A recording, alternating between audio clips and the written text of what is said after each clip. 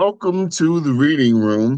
My name is Raymond Tyler, and today we're going to be discussing grief with a friend of mine who is a therapist, Ms. Tamu King. So, I guess right off the bat, the name of her book actually is called, I want to get this right, it's called Breathe, Fleeing the Absolute Fear of Loss and Finding Yourself Again. I guess the to make the story personal, the two most closely associated events with grief in my life, um, about 20 years ago or more, I lost my niece, Deborah, and I guess I should say the family, lost our niece, Deborah, my my brother's first child. And then about 15 years ago, we lost Dad, my father. And so those are the two most closely associated events with grief in my life. But we're going to be discussing grief and how to manage that with Tamu King. Um, so first, I'd like you to introduce yourself, Tamu, and tell us a little bit about your background. Thank you, Ray, for having me on here today. I appreciate it. So, my background is in grief, domestic violence, child sexual abuse, addictions. I've been working in those fields for I'd probably say a good 18 or so years. I have my master's in counseling psychology, so I'm also a therapist. I don't do too much of it anymore, just dealing with my own trauma and grief and things of that nature. But I love to teach. So in being working in those areas, I'm a training consultant, also an adjunct professor where I teach around many of those topics as well. And I started writing some years ago, which has been really helpful. Okay. For the sake of this conversation, and for those who are listening, can you give us a pedestrian or a very understandable definition of the word grief? Hmm. The reason I pause for a moment because grief can look different for many people, but a real simple definition is just really loss. When we lose someone, it's like this, I would say sometimes this unbearable feeling of pain that we go through when we lose someone. And for some people, it can overtake them. For others, they figure out how to function. But it's just this overwhelming feeling of loss that people experience when we lose someone or something. Because people can experience grief when they lose something as well. Okay. And that being the case, what was your motivation for writing Breathe? My own grief.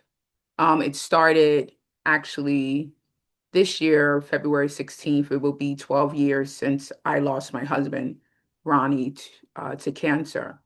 And immediately it was, and once after he passed, this thought of writing came over me. And, but it wasn't so much to put it out to the world. It was just like, you need to write it.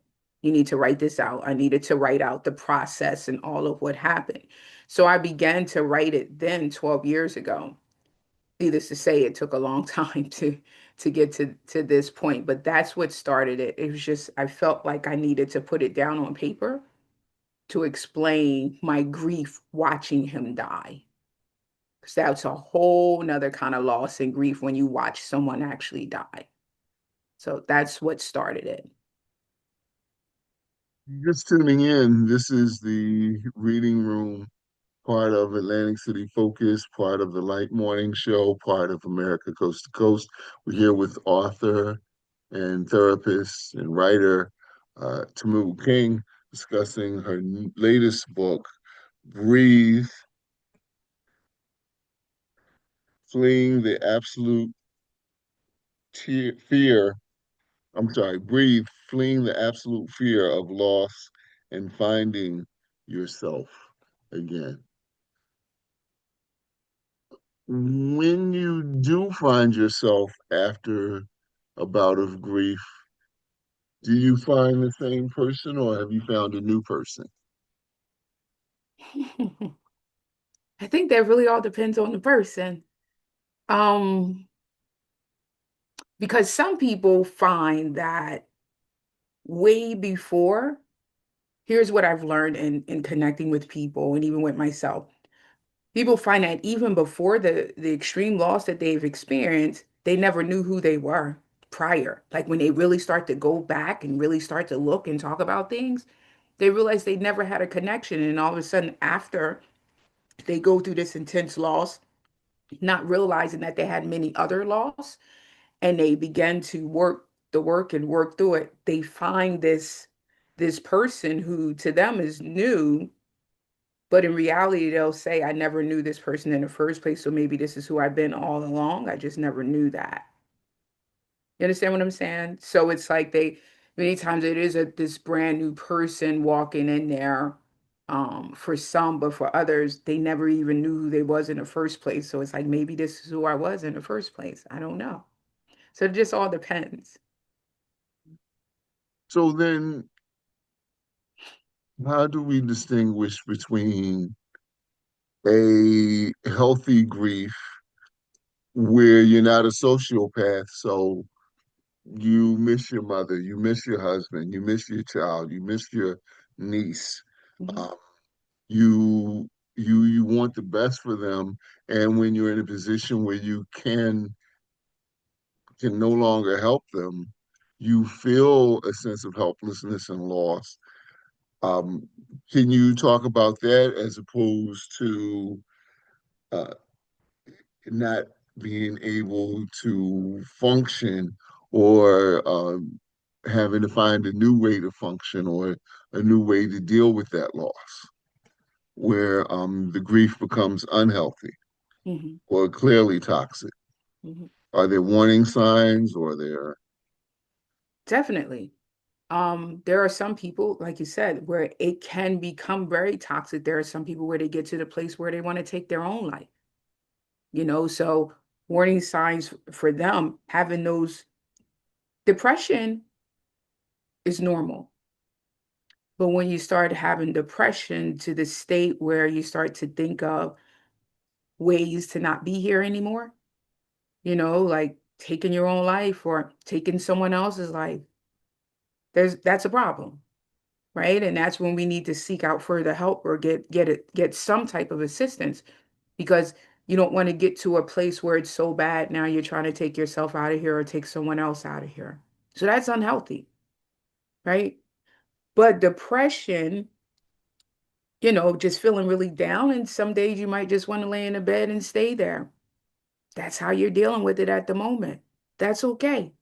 Just don't let it get to the point to where you're there, like I said, to where you're trying to take your life or take someone else's life. That's a problem. Where you're checking out, you're getting to the point where maybe you're not even, let's say you missed a day of work, you maybe missed 2 days of work, but now we missed a month of work. We missed 2 months of work. We need to get some help. We need to get some real support. Unlike just going through, sometimes people going through grief and they cry every day. That's okay. Shedding tears every day is okay. It's a normal state. I still do it. It's okay. You understand? I've I've come close, but I've never been to the point to where my grief manifested in almost physical pain. Hmm. But there are people who have had grief to that point, and I'm not talking about psychosomatic, like they give themselves headaches, but Hmm. they're so heartbroken Yeah. that it is almost like a heavy physical pain Hmm. that they carry around, and um, sometimes it manifests itself. It can manifest itself as an eating disorder. It can manifest itself as becoming manic. Um, you talk about people who sleep every day. There's some people who who can't sleep. Hmm. Um, so. which is why I I really guess, suggest people get help, yeah. like Well, reach out. i- here's the thing. What would you say? Okay, I'm going to ask two questions. This Okay, is question number one. okay. What would you say to people who feel like they should be able to lean on family, but for whatever reason, their family are not prepared or equipped to help them in this manner? We've often talked in the past about how a lot of times in the Black culture, when you have bouts of depression, the answer is to pray it off Correct. or Mhm. or what have you. Um, as I get older, I'm starting to realize that uh, I'll give you an example. My father prepared me for everything in this world except for when he wasn't going to be here anymore. Mhm. Mhm. And I think Mhm. the reason he didn't, he just didn't have the tools in his toolbox. He just didn't have the vocabulary to sit me down and say, son, I'm not going to be here and you're going to be lost and you're going to have to figure out a way to deal with it. So, Mhm. what would you say to people who feel like my family is letting me down because they can't help me with this depression, with this grief? Ask them to seek support somewhere. Meaning, I get it. A lot of families aren't ready. A lot of families aren't ready to handle it, can't handle it. A lot of families would say, as you said, just pray about it. Well, Just, can we do give all them these. grace, or should they be given grace? Who, the family? Yeah, if the family Honestly, really Ray, I would doesn't know say how yes. to handle that situation. I would say yes, because the family aren't therapists. And the family wasn't taught neither. Okay. Just like we wasn't taught, the family wasn't taught neither. The family's only given us what we were given. You understand? Like Right, you were saying, like your dad didn't set right. you up. They were given the same thing. So yes, You I understand why I'm asking the question? yes, I do. Because you Yes, I do. feel all alone, and then Yes. your mother, your brother, your aunt Yep. is supposed to help you through this, but they may not have the The tools to tools. help you through. Correct. And also we got to think about this. Who's helping them?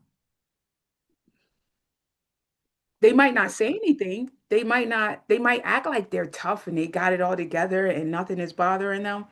But I assure you, they're going through too. I've seen it so many times.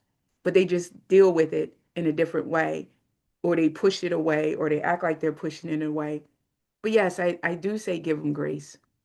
And then you, who are mindful that I need help, should really seek out help somewhere else. Because if you keep trying And, to pull on your family, you're going to keep getting frustrated and you're going to keep getting mad because your family's not going to give you what you're trying to get, right, you know?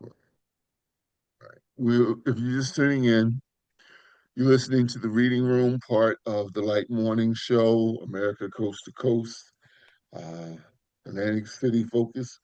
We're talking about grief with Tamu King, the author of Breathe, Fleeing the Absolute Fear of Loss and Finding Yourself Again.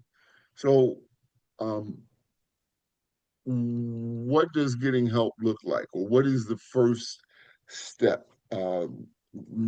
I'm I'm a first step guy. If I'm usually not if I'm usually not doing something that I'm supposed to do, it's because taking that first step is like one of the cartoons where you see the big uneven uh, pole and taking that first steps look like you got to jump, 6 feet to the next one. So getting help with your grief, um, and you can't lean on family Mhm. or family isn't prepared to help you. What does the first step look like? So the first step could look different. So some people are, first step is really acknowledging I am struggling because some people don't even go there, right? First acknowledging I'm struggling. I need to figure something out.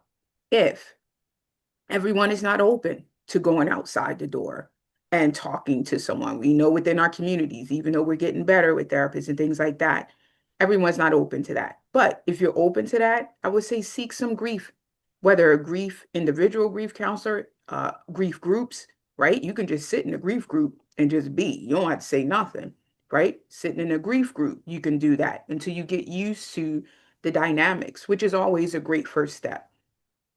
Another thing that many of us struggle with when we're going through grief, someone close to us, a family member, as you mentioned, your niece, your dad, those are close hurts.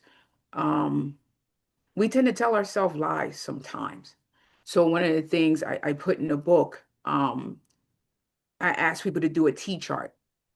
And what that is, on one column, I want you to write lies. The next column, I want you to write truths.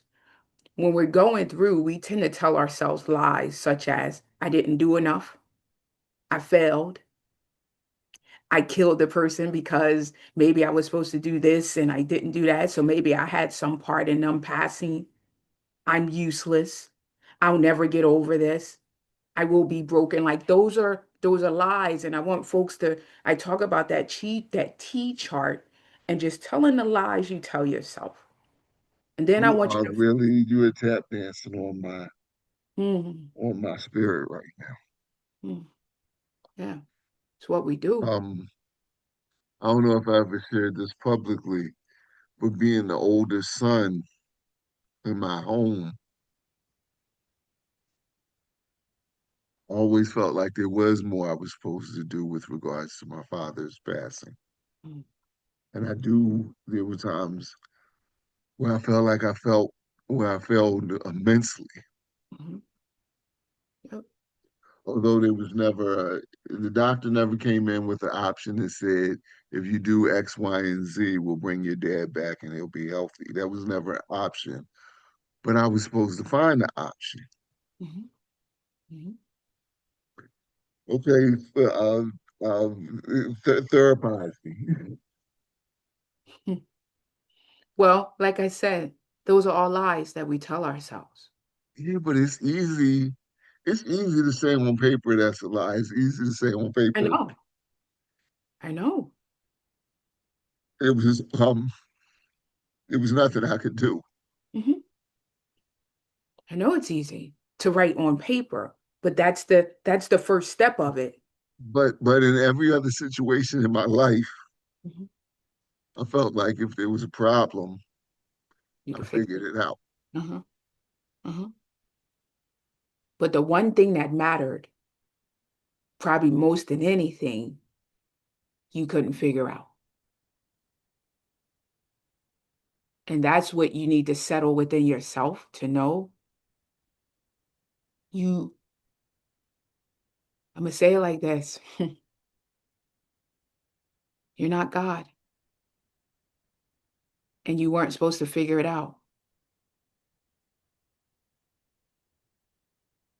Oh, You weren't supposed to figure it out. hmm. You didn't fail. And that's when we come to the truth side of having to tell ourselves, I didn't fail. I did all that I was could do in my power, because that's the thing. You don't have the power to save your dad. And that's the thing we have to get within us. That's the same thing I had to get within myself.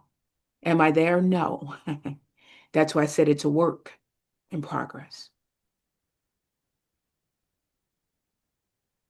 If you're just tuning in, we're talking to Tamu King.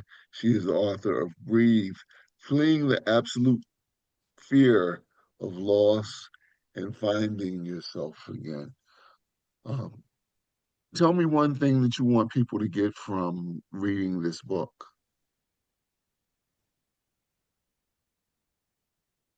That's one of the main things is that you can hear me out when I say this. You can heal. But when I say heal, I don't mean that 10, 20, 30, 40, 50 years from now, you still won't have sorrow. You still won't cry. You probably could be crying for that person for the rest of your life, and that's okay. But when I say heal, meaning heal from the lies that we have told ourselves, because that's what really keeps us stuck in grief many times. We tell ourselves these lies, and that's the part that I say you can heal, and you will heal if you continue to do the work. Not run from it, allow yourself to cry. I appreciate you allowing yourself to be vulnerable here, right? You know, people allowing themselves to cry and allowing themselves to go through the process. That healing will come, but you'll always cry, and that's okay. You'll always miss them, and that's okay. How can people get the book? Three different ways. You can get it on Amazon. You can get it on through Barnes and Nobles online. And also, if you want a signed autographed copy, you can just go to my email and I'll send it to you. My email is Tamu, Tamu .Lane, Lane, @yahoo.com. One day I'll change that, but that's what it is today. As we're coming out down to the end of this interview, getting on the other side of your husband's passing, Mhm. what has Tamu learned? How has Tamu changed?